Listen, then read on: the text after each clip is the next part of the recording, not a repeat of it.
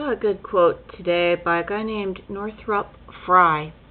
Nobody is capable of free speech unless he knows how to use language, and such knowledge is not a gift. It has to be learned and worked at. So I look him up. Kind of a big shot. What's really hard is that, I have a big part of me that likes to say things in such simplistic ways, but to be able to appreciate that both need to coexist in this world is a tough one. Like, how you make mayonnaise, you need the oil, you need the acid, or like the lemon juice and vinegar. But what you have in between that is the emulsification process, which is the egg yolk, where you can emulsify those two things that do not want to blend together. So I'm trying to make mayonnaise out of this life here. But I want to read a quote by this in his thing. Northrop Frye, he's all about criticizing Blake poems and showing that there's some sort of a primitive, everything, all the great classics really need some kind of primitive formula.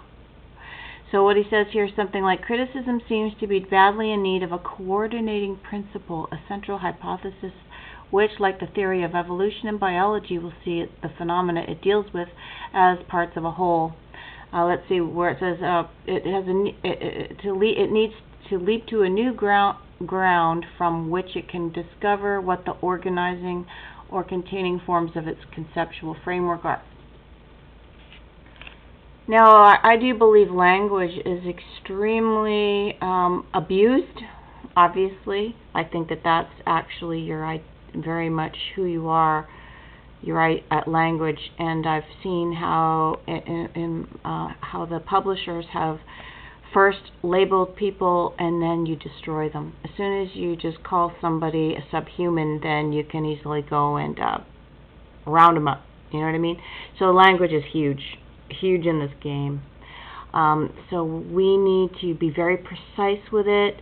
Like he says here, it needs to be worked at. Let me quote that again. Nobody is capable of free speech unless he knows how to use language, and such knowledge is not a gift. It has to be learned and worked at. If there's anything that I would like to convey, it is that. And I'm not good at language at all. I'm very, I like to get things done fast because I don't believe there's time. But I also want to relate this to the other thing that I was talking about, that radium thing.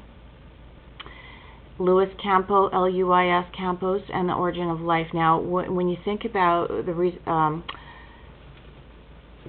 how these scientists thought that, they found life, like all these little microbes are just like the origin of life, with the application of the radium to the bullion.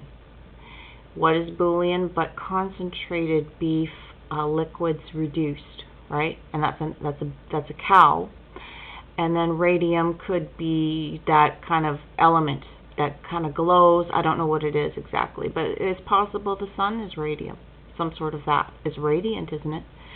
And isn't that the origin of life? Like the universe or the planet is a whole bunch of animals that have died, and so the combination of the death of the animals and then into the rivers and the oceans and the lakes, that's almost like we're living on a big Boolean cube. A Boolean cube, and the sun is the radium, and that's the creation of life.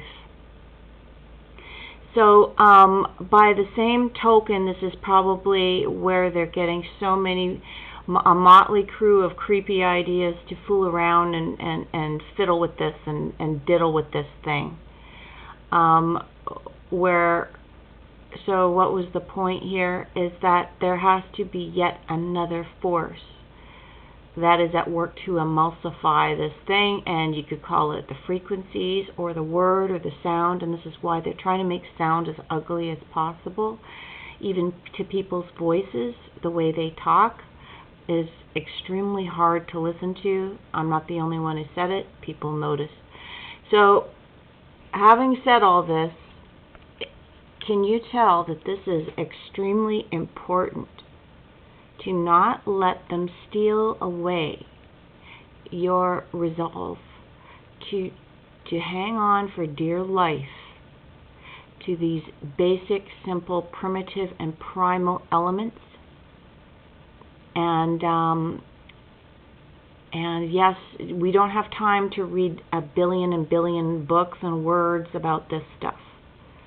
I'm trying to make it simple, but the language is there's no such. So that's why you should read quotes from these great people, because then you can get a summation in a few minutes of what he means, and you can actually apply it across the board to biology, to everything else that matters in life. Nobody is capable of free speech unless he knows how to use language, and it has to be learned and worked at. Maybe that language is the emulsification of those two elements, the sun and the earth, and the language is the sound.